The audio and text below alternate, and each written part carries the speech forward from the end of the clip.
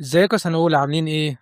إن شاء الله النهاردة هنشرح الدرس الرابع اللي بيتكلم عن الدور الحضاري لمصر في قارة أفريقيا في عهد خلفاء محمد علي. آخر حاجة بقى عرفناها الدرس اللي فات إن الدول الأوروبية اتحالفت ضد محمد علي في معاهدة لندن سنة 1840، وده قلل من نفوذ المصري في أفريقيا، وكل ده بس عشان محمد علي فكر إن هو يقف في وش مصالحهم الاقتصادية. بس على الرغم من كل ده بقى عيال محمد علي كانوا عارفين أهمية مصر في أفريقيا وإن هم يطوروا فيها. حتى إبراهيم باشا ابن محمد علي قال إن مستقبل مصر في قارة أفريقيا.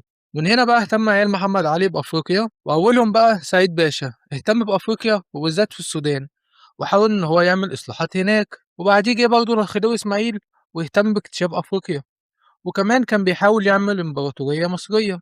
ورجع بقى دور مصر في أفريقيا يزيد تاني بعد خلفاء محمد علي، من أول عباس الأول لحد الخديوي إسماعيل.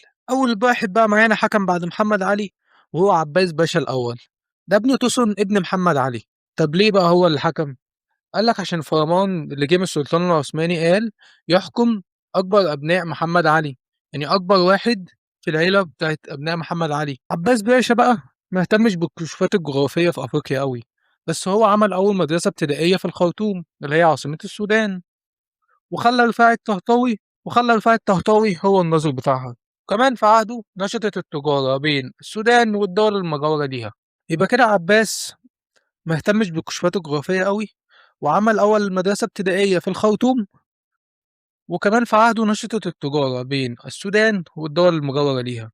بعد كده بقى عهد سعيد باشا ابن محمد علي. في عهد بقى سعيد باشا نشط تاني السباق الأوروبي لاكتشاف قارة أفريقيا عشان يستغلوا مواردها.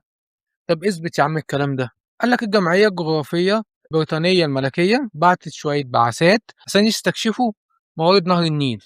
طب سعيد باشا بقى عمل ايه؟ قال لك أول حاجة اهتم بالسودان وزارها سنة 1857.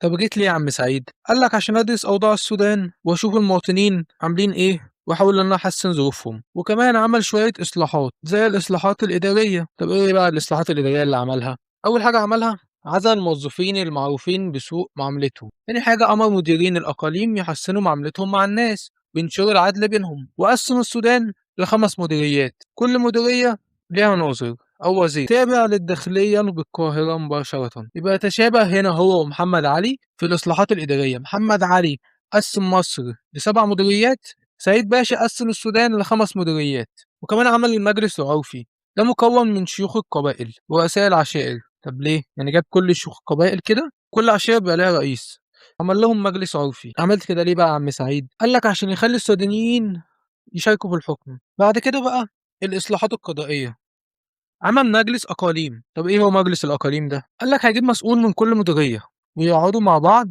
ويتكلموا في المشاكل اللي بتقابلهم سواء المدنية أو التجارية، ويبتدوا إن هم يدوروا لها على حل. ومجالس الأقاليم عملها ليه؟ قال لك للفصل في الخصومات المدنية والتجارية، يجمعهم يا جدعان إيه المشاكل اللي عندكم، وابتدوا يحلوها مع بعضيهم. بعد كده بقى الإصلاحات الاجتماعية، عمل إيه بقى سعيد؟ قال لك عمل جيش على نهر السباط. طب عملته ليه يا عم سعيد؟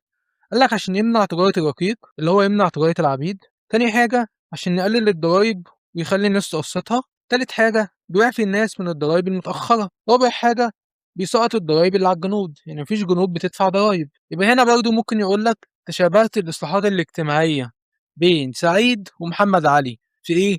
تقول له في منع تجارة العبيد أو منع تجارة الرقيق. وهنا في تشابه في الإصلاحات الإدارية والإصلاحات الاجتماعية. بعد كده بقى إصلاحات النقل والبريد، عمل إيه بقى سعيد في الإصلاحات النقل والبريد؟ قال لك نظم المواصلات والبريد بين مصر والسودان. إيه اللي يثبت الكلام ده؟ قال لك عمل محطات على مسافات محددة لتغيير وسائل النقل، يعني عمل كذا محطة ورا بعض، كل محطة بتسلم التانية بحيث إن هو يسهل الموضوع شوية.